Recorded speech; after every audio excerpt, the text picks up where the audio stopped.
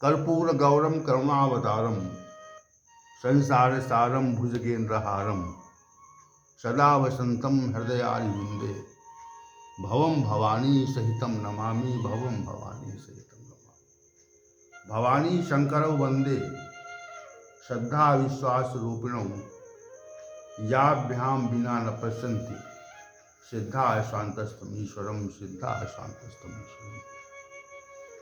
श्री कृष्ण गोविंद हरे मुरारे, हे नाथ नारायण हे वासुदेव। हम आज पुनः कर्मणवाद का रस्ते इस श्लोक पर विचार करेंगे। यहाँ पर एक विचार स्वयं उत्पन्न हो जाता है। जब परमात्मा ने हमें कर्मों का अधिकार प्रदान किया है तो उसके फल का अधिकार क्यों नहीं प्रदान किया? अर्थात हम कर्म स्वयं करें और उसका परिणाम कोई अन्य सत्ता दे। कर्म करने का दायित्व तो हमारा है और परिणाम का दायित्व तो किसी और का है, तो ये नियम उचित प्रतीत नहीं होता। हम भोजन करेंगे तो उसके स्वाद का और उससे प्राप्त ऊर्जा का हम स्वयं उपभोग करेंगे। भोजन करने का कार्य हम करें, स्वाद और ऊर्जा मिलेगी या नहीं मिलेगी या किसी और के हाथ में हो, ऐसा उचित प्रतीत नहीं होता। परंतु इस प्रकरण में कुछ प्रतिकूल तथ्य है। हमें कर्म भी करना पड़ेगा और हमें उस कर्म के परिणाम के लिए परमात्मा की व्यवस्था पर आधारित रहना पड़ेगा। हम यदि इस व्यवस्था को नहीं मानेंगे तो भी कर्म करेंगे, जैसे भोजन करना, चलना फिरना और किसी भी प्रकार का कर्म। अन्य सभी क्रियाएं तो होंगी, परंतु उसका परिणाम परमात्मा की ओर से आएगा। हम सभी कर्म करने को बाध्य हैं, परंतु उसका परिणाम परमात्मा की ओर से आएगा। हम जब क्षण प्रतिक्षण कर्म करते हैं, यहाँ तक कि जब हम सोते हैं तो सोना रूपी कर्म करते हैं। इसलिए श्री भगवान ने कहा तुम्हारी कर्म करने में आसक्ति न हो। इसके लिए श्री भगवान ने अकर्मणीय पद का प्रयोग किया, अर्थात मनुष्य में कभी भी अकर्मण्यता नहीं आनी चाहिए। देखिए, युद्ध स्थल का दृश्य है। इस स्थल में युद्ध रूपी कर्म की प्रेरणा हेतु गीता का उपदेश हो रहा है। अर्जुन से ये कहा जा रहा है कि तुम्हारा कर्म करने में अधिकार होगा, विजय होगी या पराजय होगी, ये विषय आपके अधिकार में नहीं। जय पराजय का परिणाम अर्थात युद्ध रूपी फल का मिलना, ये परमात्मा की व्यवस्था के अधीन है, परंतु युद्ध रूपी कर्म करने का अधिकार तो तुम्हारा है। कर्म करने से जय हो या पराजय हो, इसकी आकांक्षा तुमको नहीं करनी चाहिए। ये तो स्वतः प्राप्त होगी। तुम्हारी युद्ध रूपी कर्म न करने में आसक्ति न हो और तुम युद्ध रूपी कर्म को छोड़ दो। तुम्हें युद्ध रूपी कर्म तो करना ही है, क्योंकि तुम्हारे लिए कर्तव्य कर्म है। कर्मण्यवाद का रस्ते का बड़ा व्यापक अर्थ है और प्रत्येक आयु वर्ग के लिए इसमें एक संदेश है। मनुष्य का संपूर्ण जीवन कर्मों से भरा हुआ है, इसलिए श्री भगवान ने कर्मण्यवाद का रस्ते कहकर मनुष्य मात्र का कर्मों में अधिकार है, ऐसा संदेश दिया है। इसी अवस्था के अनुसार हम वर्णित करना चाहते हैं। बालकों के निमित्त क्या कर्म है? विद्या धन रूपी कर्तव्य कर्म का पालन करो। विद्या धन रूपी कर्तव्य कर्म को ग्रहण करो। विद्या अध्ययन से कभी विमुख न हो और विद्या अध्ययन से तुमको ज्ञान रूपी फल अवश्य प्राप्त होगा, इसकी तुम्हें आकांक्षा नहीं करनी चाहिए। गृहस्थों के निमित्त परिवार और समाज की व्यवस्था सुचारू रूप से चले इसके लिए कर्तव्य कर्मों का संपादन करना अनिवार्य है और हम इस कर्तव्य कर्म से कभी भी हमको मुख नहीं मोड़ना चाहिए। यही मनुष्य जीवन की सिद्धि रूपी फल को देने वाली है। वृद्धों के निमित्त कर्म, भगवान की पूजा उपासना रूपी कर्तव्य कर्म का यथासंभव संपादन करें।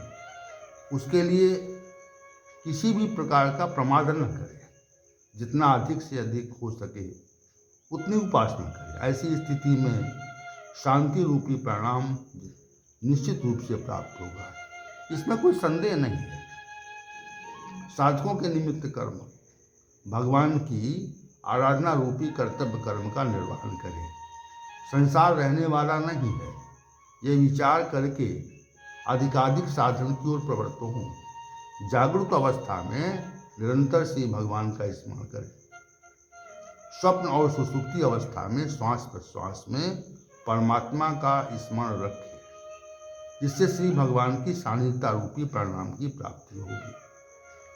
सिद्धों के निमित्त कर्म कोई कर्तव्य कर्म अवशेष नहीं रहता। नित्य निरंतर परमात्मा की सानिध्यता रहती है।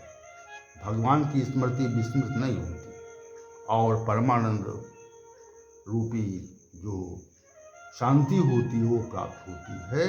ये परमानंद रूपी रस ही के परिणाम में प्राप्ति होती है। इस प्रकरण का अंतिम श्लोक जो 48वें श्लोक के रूप में है, श्री भगवान ने विशिष्ट भावों का निरूपण किया है। योगस्था कुल कर्माणि, अर्थात योग में स्थित रहकर कर्म करें। श्री भगवान ने इस कथन के साथ ही संगम त्यक्त्वा धनंजय कहा, अर्थात हे अर्जुन, आसक्ति का परित्याग करके कर्म करो।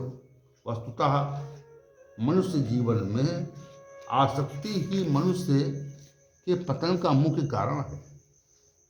मनुष्य की बाल्यावस्था से आसक्ति आरंभ हो जाती है और हमारे संपर्क में जो कुछ वस्तुएं और जो कुछ व्यक्ति होते हैं उनसे स्नेह का हो जाना ही आसक्ति है।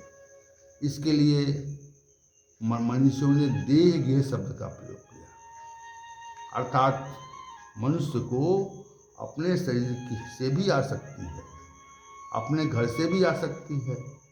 हमारी देह अर्थात शरीर सदैव रहे ये समाप्त नहीं होता। इसी विचार से इसको सुंदर रखने का प्रयास करते हैं। यह देहासक्ति है, परंतु कुछ समय के उपरांत शरीर विकृत हो जाता है। जिस शरीर में इतनी आसक्ति थी वो वृद्धावस्था में विकृति का रूप ले लेती है। यह मानकर व्यवहार करना कि ये शरीर अंततः विकृति को प्राप्त हो जाएगा, इसलिए इसमें आसक्ति न हो। ये आसक्ति विहीन कर्म है। संगम त्यक्त्वा का यही अर्थ है। इसी प्रकार हम जिस प्रकार इसमें रहते हैं, जिन संपर्कित लोगों से संबंध रहता है उनसे स्वाभाविक रूप से आसक्ति हो जाती है और ये भाव रहता है कि उन लोगों के लिए कुछ अधिक करें और हम अपनी क्षमता से बाहर जाकर उन लोगों की सुख सुविधा के लिए कार्य करते हैं। ऐसा इसने वश करते हैं। अनेकों बार मनुष्य अनेक नैतिक कार्य भी अपने परिवारीजनों, इष्ट मित्रों आदि के लिए करता है। यही आसक्ति है, जबकि उसका परिणाम हमें भुगतना पड़ता है। श्री भगवान ने कहा ऐसी आसक्ति का परित्याग करके हमें कर्म करना चाहिए।